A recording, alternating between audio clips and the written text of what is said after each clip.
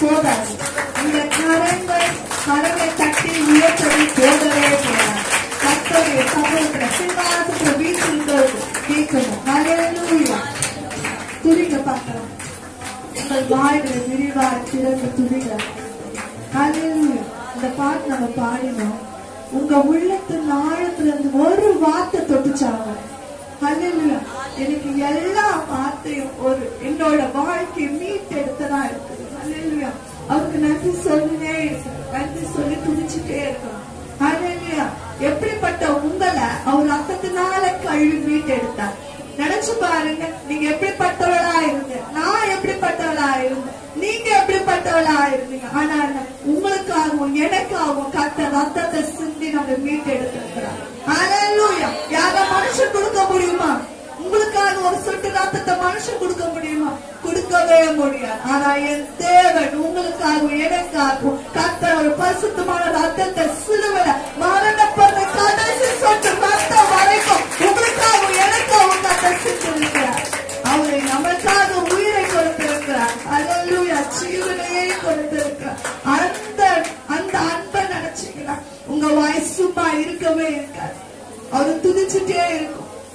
அவருக்கு நன்றி சொல்லிட்டே இருக்கும். ஹல்லேலூயா. எப்படிப்பட்ட பாவியா இருந்தாலும் என்னை மீட்டெடுத்திருக்கீங்க. குப்பையில இருந்த தூக்கி எடுத்திருக்கிறீங்க. சேற்றிடத்துல தூக்கி எடுத்திருக்கிறீங்க. இம்மட்டுமா நிலைநிறுத்திருக்கிறீங்க. அதுக்காக நம்ம நன்றி சொல்லுவோமா? இப்போ கர்த்தருடைய வருகை இந்த நாளில இப்போது இருந்தா நம்ம எடுத்துக்கொள்ளப்படுவோம். ஹல்லேலூயா. யார் யார் விசுவாசிக்கிறீங்க? கரங்களை தட்டி நாங்க சொல்லுவோம். அவர் சமூகத்துல இருக்கிறோம். அவர் சமூகத்தை நம்ம நிறுத்தப்பட்டு இருக்கிறோம். ஹல்லேலூயா. சமூகத்தை நிற்கும் போது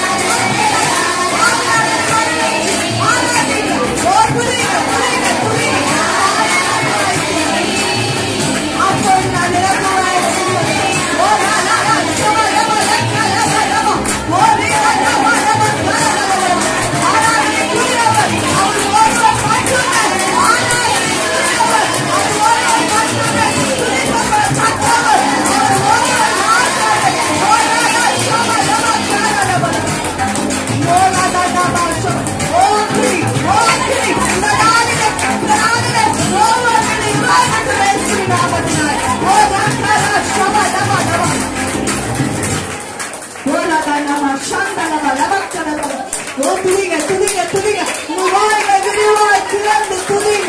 கர்த்தர் நல்லவர் என்பதை ருசித்து பாருங்க. கர்த்தர் மேல் நம்பிக்கையா இருக்கிற மனுஷன் பாக்கியவான். ஓ ரக்கரலபா ஷபலபலபா ஓ ரிதலபா கரவலபலபா.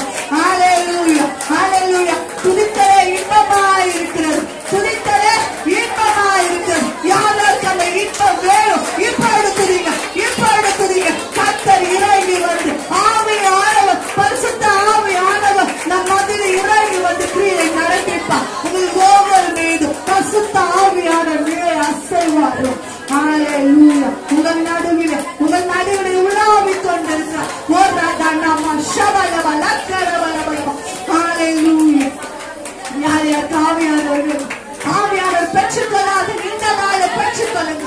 வாஞ்சி உள்ள ஆத்துமாக கர்த்தர் திருப்தி ஆகிறார். இந்த நாளிலே வாஞ்சையோடு தாகத்தோடு ஆசையோடு கேட்கிற ஒவ்வொரு பிள்ளைகளுக்கும் மகிழ்ச்சியோடு இந்த நாளிலே அவருடைய ஆவியை ஊற்றுவோம். அளவில்லாமல் ஊற்றுவோம். ஒரு ரக்காரா ஒரு ஷபலபதனமா ஒரு ரகுயா ஒரு ரக்காரா ஷபலபா ஒரு ரகுயா. ஓ பரிசுத்த ஆவியாய் நம் மத்தியில் அசைவாடிக் கொண்டிருக்க ஓ ஆவியானவர், ஆவியானவர் இந்த நாளிலும் நாங்கள் வரவேற்கிறோம். ஓ ரதனமா ஷபலபா ஓ ரிக்காரா ஓ ரதனமா. பேசுவியா, எங்களோடு பேசுவியா, எங்களோடு இடைப்படுவியா. ஓ தாகமா இருக்கிறோம் ஆண்டவர், ஜீவ தண்ணீரை ஊற்றுவியா. தாகத்தோடு காத்து கொண்டிருக்கிற ஆண்டவர் எங்கள் மீது ஊற்றுவியா. ஜீவ தண்ணீரை ஊற்றுவியா.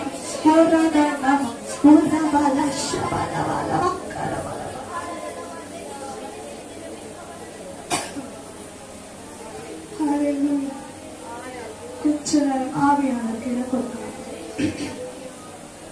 அபிஷேகம் பெற்ற பிள்ளைகள் சும்மா இருக்காது.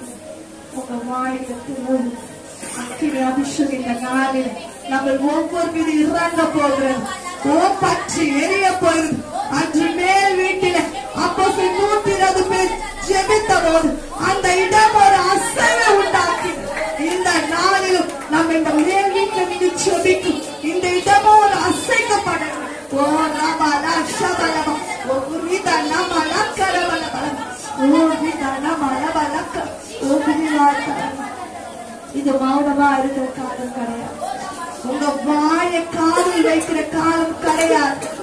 இந்த வாயை விரிவா திறந்தீங்கதான் உங்களுக்கு ஆசீர்வாதம். உங்கள் வாயை விரிவா திறக்க மௌனமா இருந்தீங்கன்னா நீங்க ஆசீர்வாதத்தை பெற்றுக்கொள்ள முடியாது. அக்கினி அபிஷேகத்தை பெற்றுக்கொள்ள முடியாது. அக்கினி அபிஷேகத்துக்கு நம்ம வரணும். இந்த புதிய ஆண்டில, புதிய மாதத்தில, புதிய வாரத்தில் நம்மளை கொண்டு வந்திருக்கிற தேவன் அக்கினி நாள் அபிஷேகத்தினால் நம்ம ஒவ்வொரு நிரப்புவாராய். ஓ ராதா நாம நிரப்புவார். ஓ ராதா நாம நிரப்புவார். ஹalleluya ஹalleluya. சிறு பிள்ளைங்க சும்மா இருக்காதீங்க. ஏசப்பாவை துதிங்க, ஏசப்பாவை துதிங்க. உங்கள் வாயிலும் கர்த்தர் ஆவியானவர் இடைப்படுவார். ஓ ரபா உங்களோட கர்த்தர் பேசுவார். ஓ ரபா லஷபா லபக்கரபா ஓ ரீதி நீங்க சைலண்டா இருந்த வாயை மௌனமா திறந்து நினைச்சுங்க. அந்த ஆசீர்வாதத்தை ஒழுங்கா பெற்றுக்கொள்ளுங்க. ஹalleluya ஹalleluya. ஆவியானவர் தேவனுடைய வார்த்தைகளுக்கு முன்பாக கடந்து வருகிறது. சங்கீதம் 25:21 வாசிக்கலாமா? 684 பக்கம். சங்கீதம் 25:21 வசனங்களை நாம் எத்தனை தடவை கேட்டாலும் அது நம்முடைய வாழ்க்கையில சீர்திருத்தம், அது நம்மளை சீர்தூக்கி பார்க்கும், நம்ம தேவனுக்கு இடத்துல கிட்டி சேர்க்கும். அடுத்து நம்முடைய வாழ்க்கையில அவர் செய்ய வேண்டிய நன்மைகளை ஆண்டவர் நமக்கு என்ன பண்ணுவாரு? செய்வார். சங்கீதம் 25:21 உத்தமமும் நேர்மையும் அங்க சொன்ன பார்த்தோம். கண்காணிகள் அப்படின்னு அர்த்தம். கணக்கு பிள்ளைங்க அவங்க நீதியா இருப்பாங்க. ஹல்லேலூயா. அது மாத்த தண்டிருக்காருங்க, அவங்க நீதியா நடந்தாங்கன்னு பாக்குறோம். இங்க பாக்குறோம் உத்தமமும் நேர்மையும் என்னை காக்க கடவுது, நான் உமக்கு காத்திருக்கிறேன். அருமையான தேவனுடைய பிள்ளைகளே, தேவன் உங்களை நியமித்த இடத்திலே, வேலை ஸ்தலங்களிலே, நீங்கள் இருக்கிற குடும்பத்திலே தேவன் உங்களை உத்தமர்களாய் நேர்மை உள்ளவர்களாய் உங்களை நிலைநிற்க நீங்கள் கத்திற்காக காத்திருங்க. அவருடைய சமூகத்துல காத்திருங்க.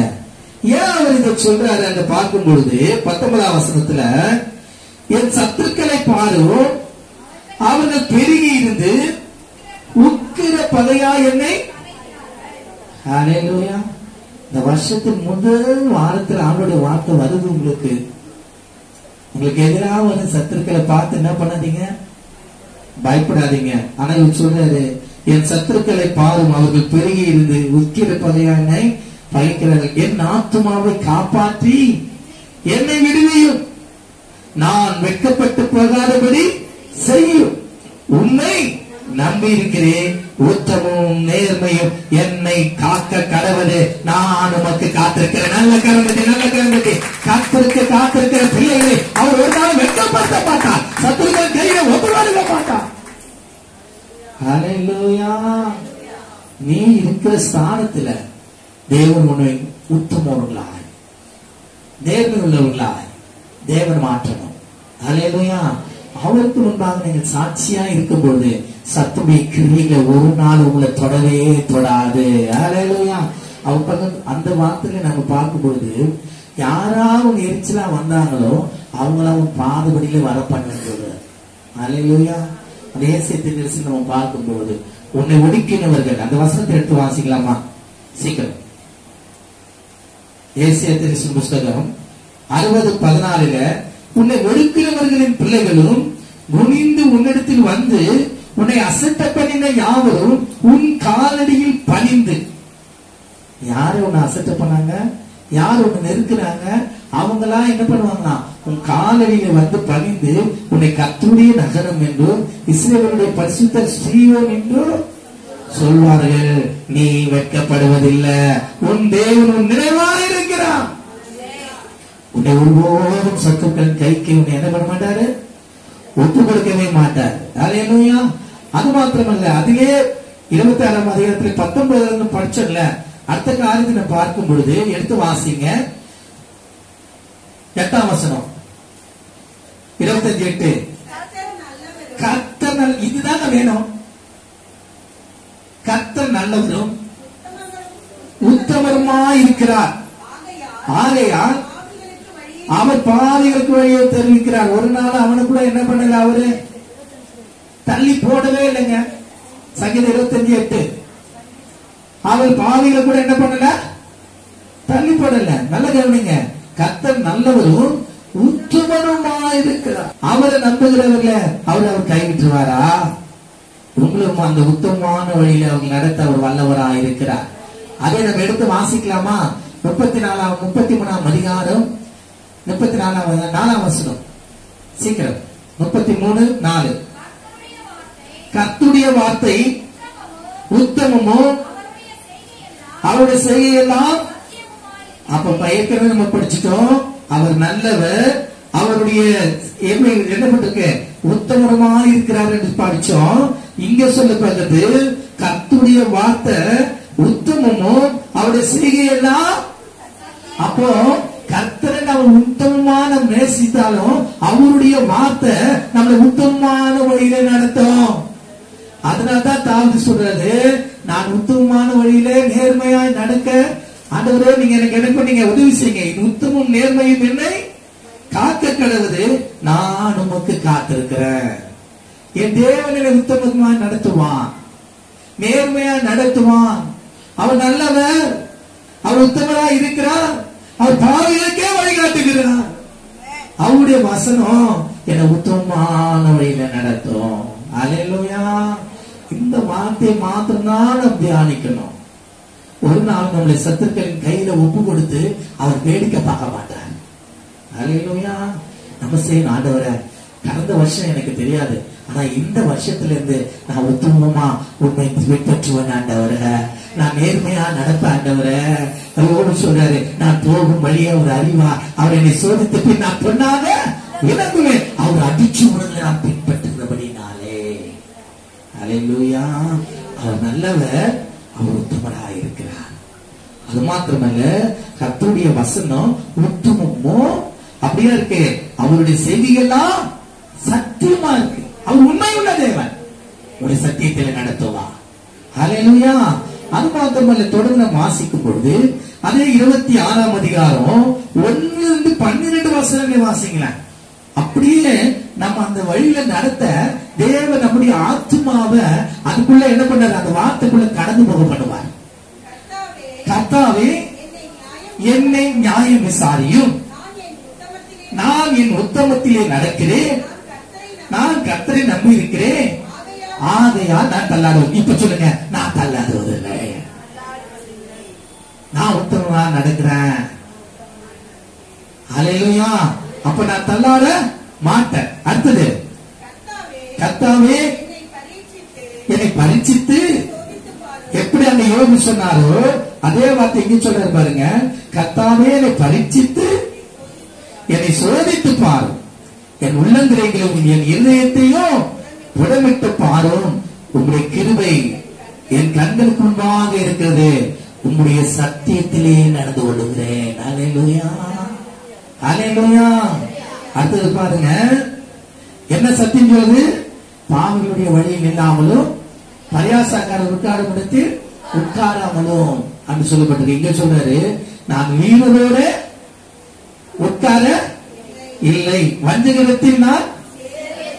இதெல்லாம் பாருங்க, இதுதான் நம்ம உத்தம குணத்தை அறிய முடியும். கர்த்தர் பார்க்கிறார் நம்ம எங்க இருக்கிறோம், நம்முடைய செய்தி எப்படி இருக்கு, யாருத்துல சேரும், எந்த வழியில நம்ம நடக்கிறோம்னு கர்த்தர் பார்க்கிறார். அவருடைய கண்கள் பூமி எங்கும் உலாவி கொண்டிருக்கிறது. அல்லேலூயா. எல்லார் மேலையும் அவர் நோக்கமா இருக்கிறார். ஆனா நீதிமானுடைய வார்த்தைக்கு செவி கொடுக்கிறவரா இருக்கிறார். வாயை தர அவர் சொல்றார், நான் உனக்கு நிரப்புறேன், நீ கூப்பிடும் போது நான் உனக்கு மருத்துவ அருள் செய்வேன், ஆபத்தை நானே உன்னோடு இருந்து உன்னை தப்பு வித்து உன்னை கனப்படுத்துவேன்.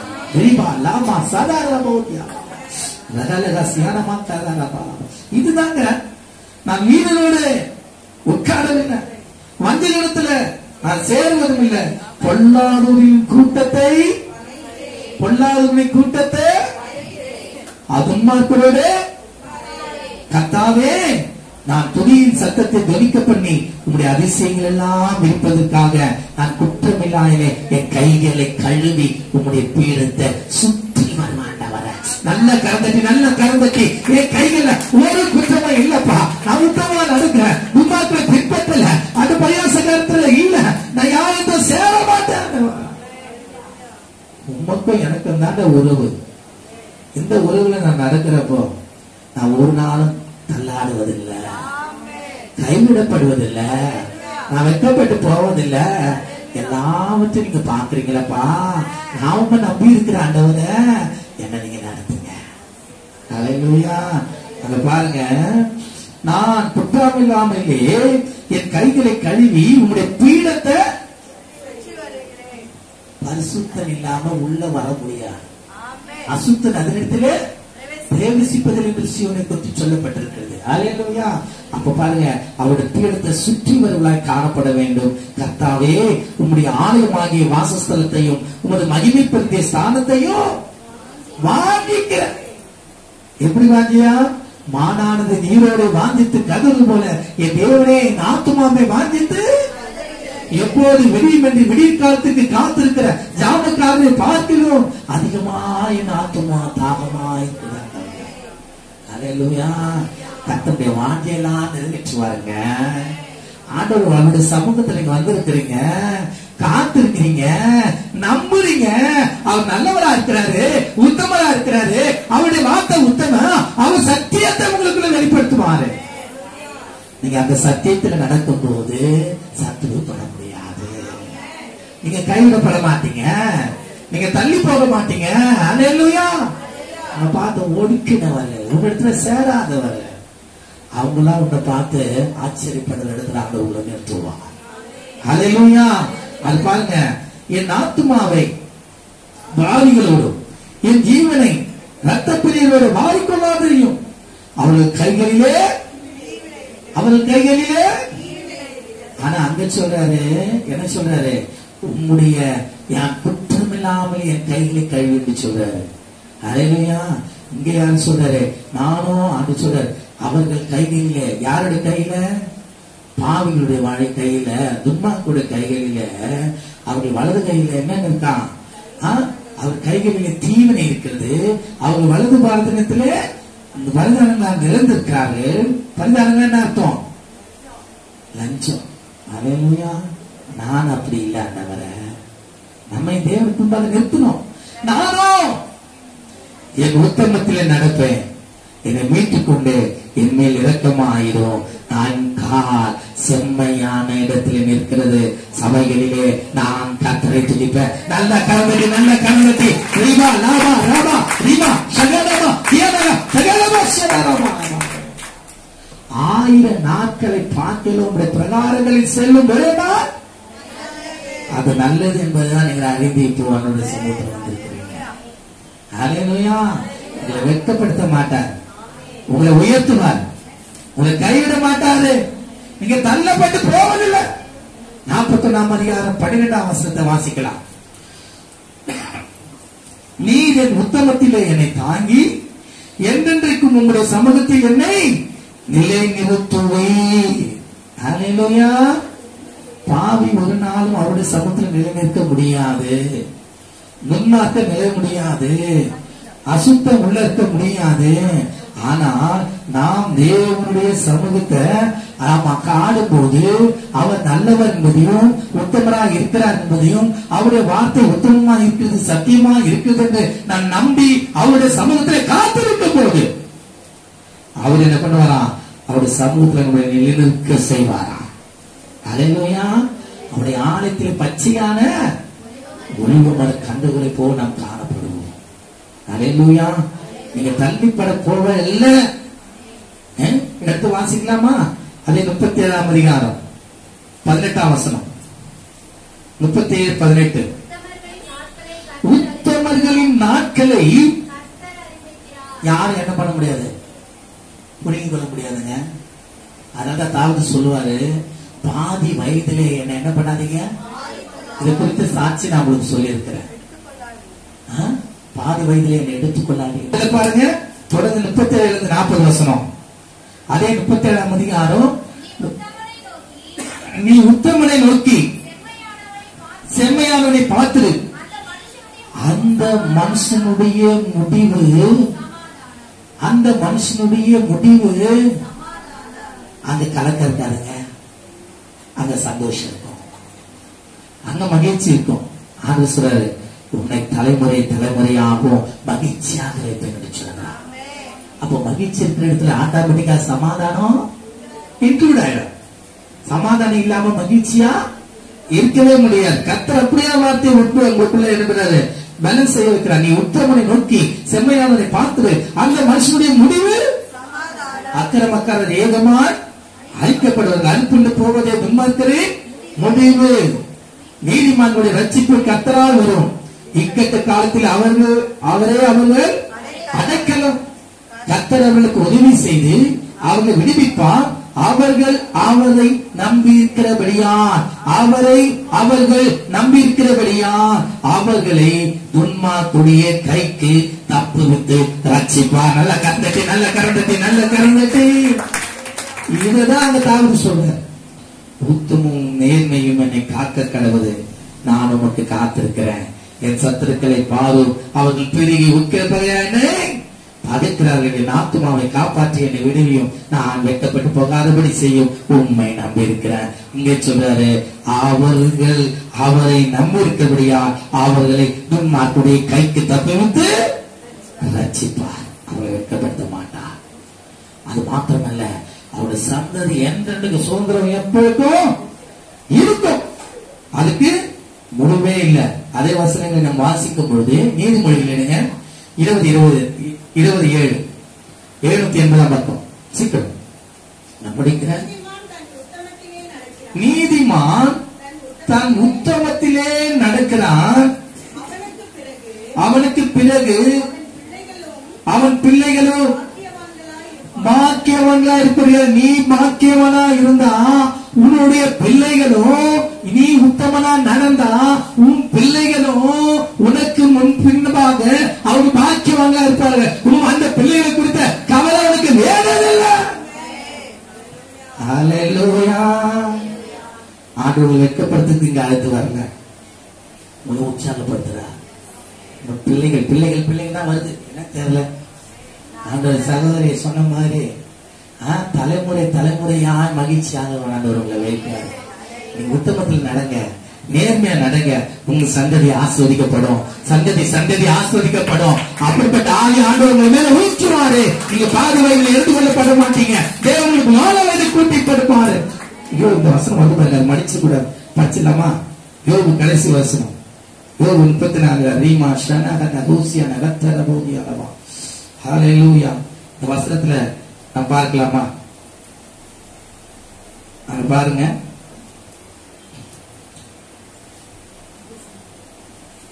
வாசிங்க. 12ஆம் வசனத்துல இருந்து பாருங்க.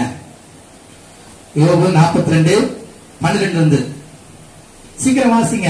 இந்த வசனத்துக்கு ஏற்ற ஒரு வசனம் இதுதான். கர்த்தர் யோபின் முன்னிலை பார்க்கிலும் அவன் பின்னிலமே ஆசீர்வதித்தார். 10,000 ஆடுகளும் 1000 ஒட்டகங்களும் 1000 ஏர்களும் 1000 கழுதைகளும் அவனுக்கு உண்டாயின. நீ 1000 மடங்கு ஆசீர்வதிக்கப்படுவாய். சகோதரே, அந்த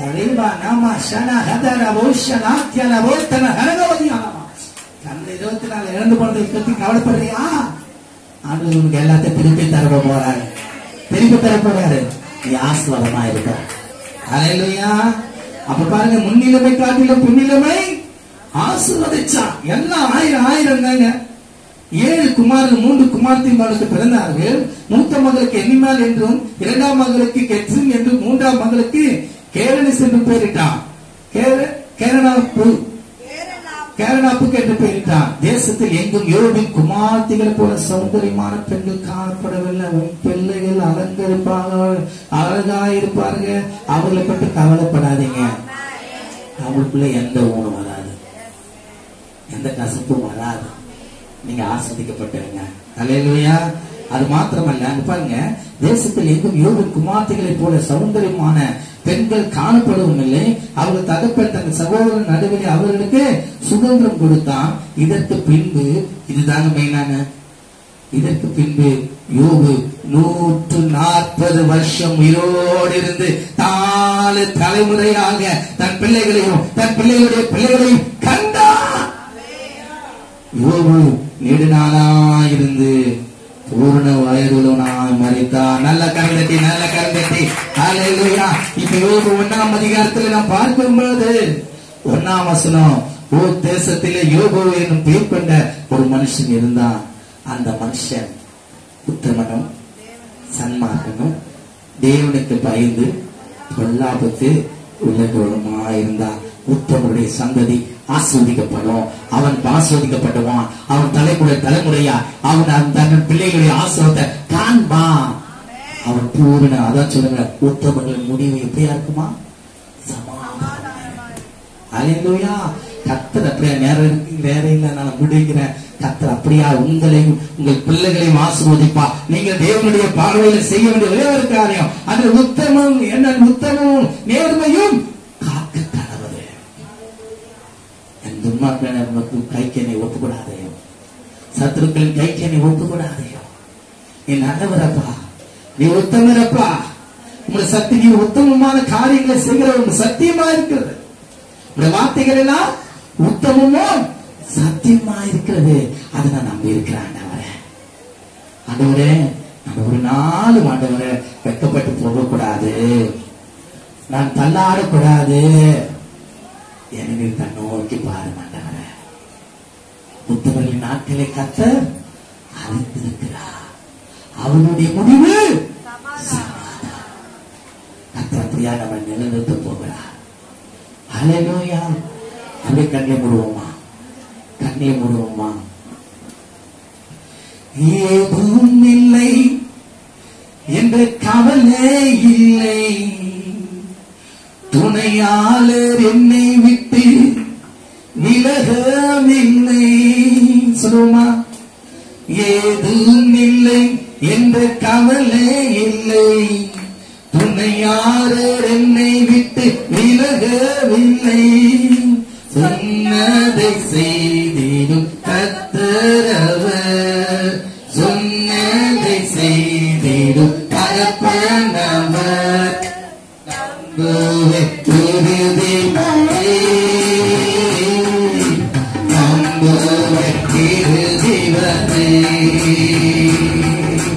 சொன்னதை செய்திடும் தகப்பனவர், சொன்னதை செய்திடும் தகப்பனவர். நான் இறுதி வரை, நான் இறுதி வரை. யாக்கோபின் தேவன் என் தேவன், என்னை கொண்டு துணையவரே. ஆமென். என்னாலும் நடத்துவாரே. ஆமென் ஆமென். துணையில்லை. ஆமென். என்னாலும் நடத்துவாரே. யாக்கோபின் தேவன் என் தேவன், என்னை கொண்டு துணையில்லை. ஆமென். என்னை கொண்டு துணையில்லை.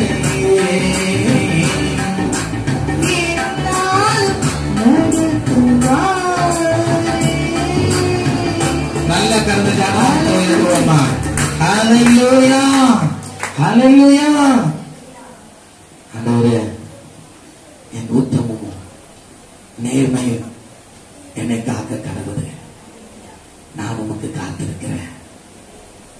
நீ என்னை ஆசீர்வதிங்க, என் குடும்பத்தை ஆசீர்வதிங்க, என் சபையாரை ஆசீர்வதிங்க.